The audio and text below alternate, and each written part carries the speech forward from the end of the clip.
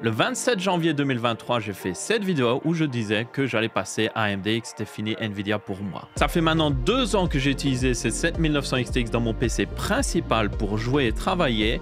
Et du coup, dans cette vidéo, je vais vous parler des bonnes choses au niveau gaming, des mauvaises choses, des bonnes choses au niveau professionnel, des mauvaises choses et un petit peu de mes retours de manière générale. Et je vais aussi vous indiquer si je vais continuer justement d'utiliser une carte graphique AMD. Parce que pour le moment, j'ai une 5090 dans mon PC, mais ça ne veut pas dire qu'elle va rester là. C'est juste qu'actuellement, je suis en train de faire plus de tests et je vais update mon PC pour la rentrée 2025. Et c'est là que je vais vraiment faire ma décision de soit de rester sur AMD ou de repasser peut-être à Nvidia. Commençons justement par parler gaming, parce que selon moi, la plupart des gens qui utilisent leur PC avec une carte graphique, on va dire haut de gamme, ou même une carte graphique de manière générale, vont en général juste l'utiliser pour jouer à des jeux vidéo. Oui, certaines personnes travaillent à côté, mais là, pour la plupart des gens, ça va être jeux vidéo, et de temps en temps un petit montage ou autre chose, mais surtout les jeux vidéo. Et mon expérience dans les jeux avec cette 7900 XTX était très bonne. J'ai joué à pas mal de jeux, notamment beaucoup de Anno 1800, j'ai joué à Satisfactory, j'ai joué beaucoup à Minecraft, bon ça je pense que vous savez, j'ai fait aussi du Cyberpunk et tout. Et pour moi, cette carte graphique ne me limitait pas. Je tourne avec un écran 4K 120 Hz et dans pas mal de ces jeux, j'arrivais à sans problème tourner à plus de 60 FPS justement en 4K. À tenir compte que la vraie concurrente de la 7900 XTX, c'est plus genre la 4080 ou 4080 Super, ou techniquement la 5070 Ti maintenant, vu que Nvidia a ressorti 3 fois la même carte. Enfin bref, du coup pour moi, je n'avais pas l'impression de sacrifier quelque chose justement en étant sur cette 7900 XTX par rapport à une 4080. Oui, par contre, on va le dire, les performances en ray tracing, surtout sur les RX 7000, étaient moins bonnes que chez Nvidia, mais en bricolant un petit peu, en mettant peut-être des paramètres un petit peu plus bas, on avait toujours une qualité sur moi qui était très belle et on avait justement toujours des très bonnes performances. Maintenant, c'est sûr, avec des jeux full ray tracing qui commencent à arriver, avec notamment Indiana Jones, ça ne serait plus forcément la même chose. Heureusement, avec la RX 9000, on l'a vu, j'ai fait une vidéo de review sur la 9070 XT, si vous ne l'avez pas vu, mais les performances en ray tracing de la part d'AMD ont largement été améliorées. Pas encore au niveau d'Nvidia. Nvidia reste toujours supérieur, on va dire, en pure performance brute en ray tracing, mais c'est vraiment pas très loin, au point même que selon moi ce n'est plus vraiment un argument pour ou contre justement Nvidia ou AMD. Maintenant parlons driver, parce qu'une blague assez récurrente dans la communauté, on va dire gaming sur PC, c'est que les drivers AMD sont buggés et qu'à côté de ça les drivers Nvidia sont magnifiques, parfaitement stables. Ces derniers temps, comme vous avez pu le voir avec notamment les RTX 5000 et leur sortie avec des drivers un petit peu des fois bancales, avec notamment des crashs sur les RTX 4000, des écrans noirs sur les RTX 5000, ou même récemment la sonde de température principale du GPU qui n'était plus détectée dans les programmes comme MSI Afterburner. Clairement, ces derniers temps, Nvidia a un petit peu du mal à sortir des drivers qu'on va dire 100% stables. Et il faut le dire, AMD à côté de ça, depuis des années, vraiment des années, depuis que j'utilise cette 7900 XTX, les drivers ont toujours été excellents. Je n'ai jamais eu de gros problèmes majeurs. Oui, des fois, si par exemple je m'étais amusé un petit peu à overclocker ma carte graphique, j'avais été un petit peu trop loin, j'avais le driver qui crashait. Et il faut dire que quand les drivers AMD crashent, quand vous faites un overclocking un peu trop loin, bah, ils crashent vraiment. Genre, il faut vraiment redémarrer le PC ou sinon ça ne marche pas très bien. Nvidia à côté, c'est déjà un petit peu plus gracieux quand ils crashent, on va dire. Mais à part ça, franchement, je n'avais pas de problème de driver selon moi. Mais l'expérience n'était pas totalement parfaite. Il y a quelque chose qu'on pourrait associer avec des problèmes de driver, c'est le fait que ma 7900 XTX notamment, quand j'avais plusieurs écrans branchés dedans, consommait pas mal quand même sur le bureau. Et il y a eu des mises à jour de driver qui ont un petit peu amélioré la chose, mais ça n'a jamais été parfait. Normalement, cette carte est censée genre consommer 30-40 watts sur le bureau, grand maximum, même avec 2 écrans. Mais moi, souvent, dans le pire des cas, j'avais même jusqu'à 100 watts de consommation sur le bureau à rien faire. Et avec quelques mises à jour de driver, ça s'est un petit peu amélioré. Je suis descendu dans les 70 watts, mais c'était clairement beaucoup plus haut que ce qu'on a avec une carte graphique Nvidia. Pour certaines personnes, c'est pas un problème, mais le problème que j'avais avec ça, c'est que 100 watts de consommation permanente, ça finit sous forme de chaleur. Et donc, ça chauffait mon bureau petit à petit. Ça prenait des heures à le faire, mais ça le faisait quand même. Donc, il faisait un petit peu chaud des fois. Donc ça, c'est pas un énorme problème, on va dire, pour certaines personnes, mais c'est vraiment le problème que j'avais. Maintenant, avec les RX 9000, ça a l'air de plutôt bien aller au niveau de la consommation, donc en tenir compte.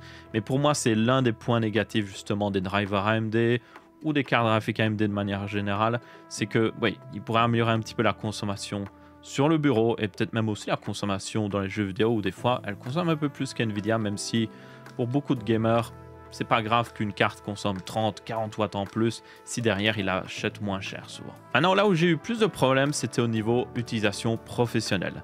Même si cette 7900 XTX est très puissante, notamment dans les jeux vidéo, sa puissance n'est pas parfaitement utilisée dans les tâches professionnelles.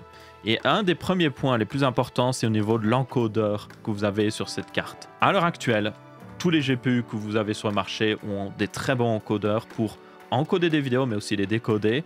Vous avez maintenant plein de cartes même avec des encodeurs AV1, ce qui est génial. Ça permet d'avoir des vidéos hyper compressées et tout. Et il faut le dire, sur ma 7900 XTX, AMD avait clairement du retard par rapport à Nvidia ou même Intel, c'est pour dire.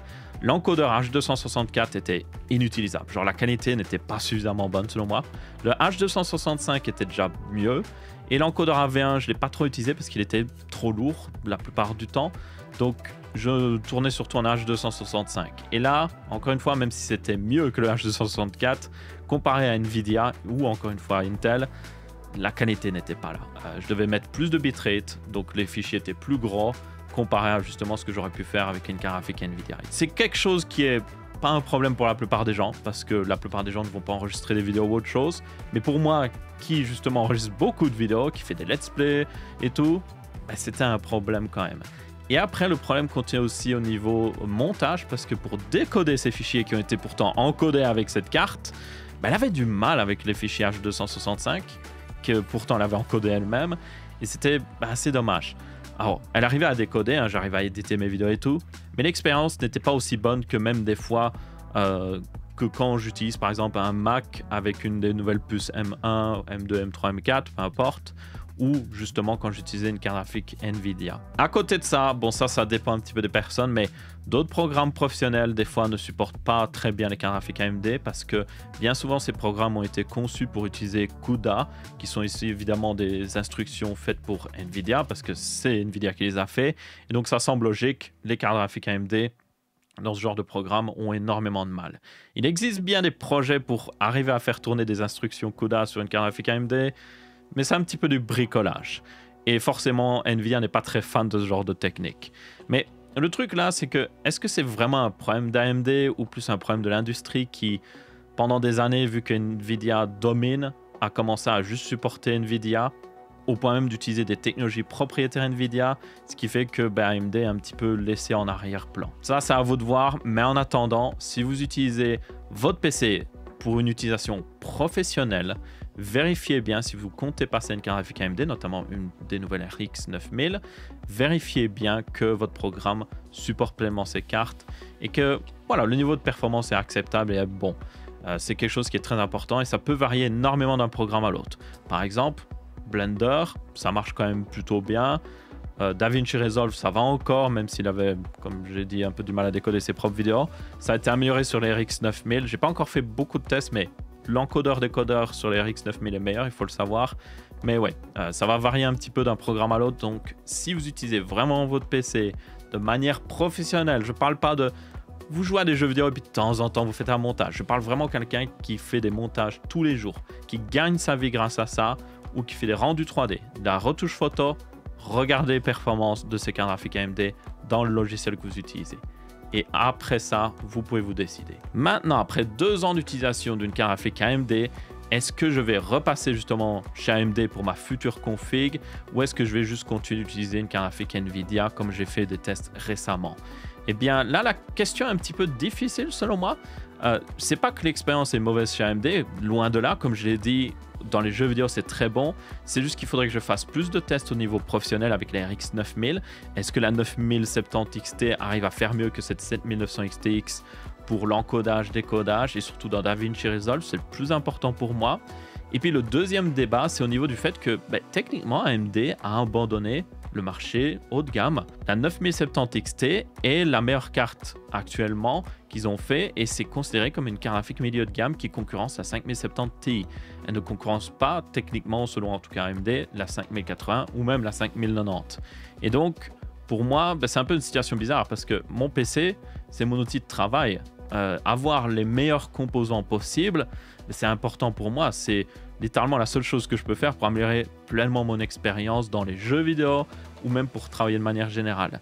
Et du coup, là, AMD abandonne un petit peu le marché qui m'intéresse, le marché du haut de gamme. S'il faisait une RX 9080 XT, ben là, ce serait déjà beaucoup plus facile de faire le choix. Je pourrais me dire, ok, là, il y a vraiment une graphique haut de gamme que je peux prendre.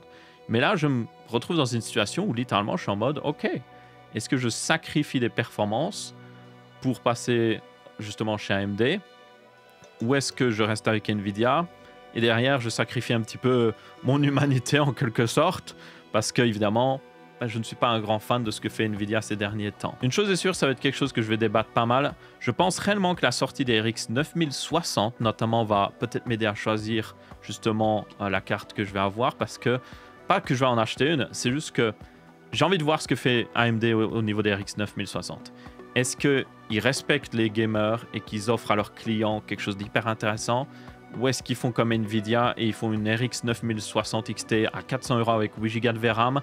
S'ils font ça, pour moi, ça casserait un petit peu l'image d'AMD. Parce que même si AMD se dit pour les gamers, ils sont pro-consumer ou autre chose, ça reste une entreprise. Ils ont besoin de faire de l'argent. Et s'ils font le même genre de choix qu'NVIDIA, mais on va dire un petit peu plus raisonnable, genre ils disent oh, on n'est pas comme NVIDIA, on n'a pas sorti une carte graphique à 400 € avec 8 Go de VRAM. Nous, elle coûte 350 €. Au final, c'est un peu faire la même chose. Et ça influencera clairement ma décision au niveau de mon upgrade d'ici justement la rentrée 2025. En attendant, n'hésitez pas à me dire ce que vous pensez. Êtes-vous passé sur une carte graphique AMD récemment, peut-être une RX 9000? Quelle est l'expérience pour vous? Est-ce que ça se passe bien? Est-ce que vous utilisez des programmes professionnels et ça se passe bien aussi?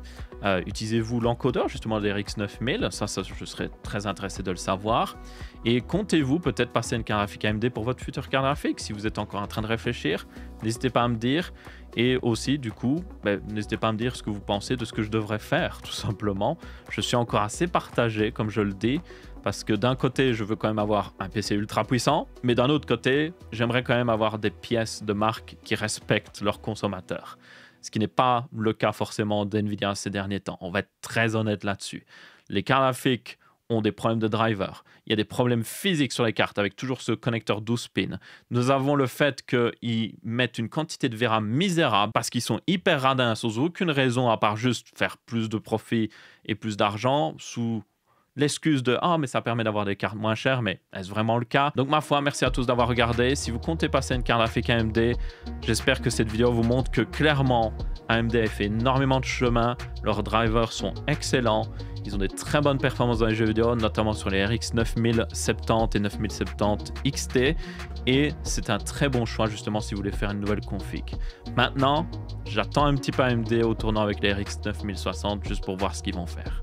Merci à tous d'avoir regardé. Si vous avez bien apprécié, vous pouvez laisser un pouce bleu. Si ce n'est pas le cas, vous pouvez laisser un pouce rouge. On se retrouve pour une prochaine vidéo et je vous dis ciao ciao.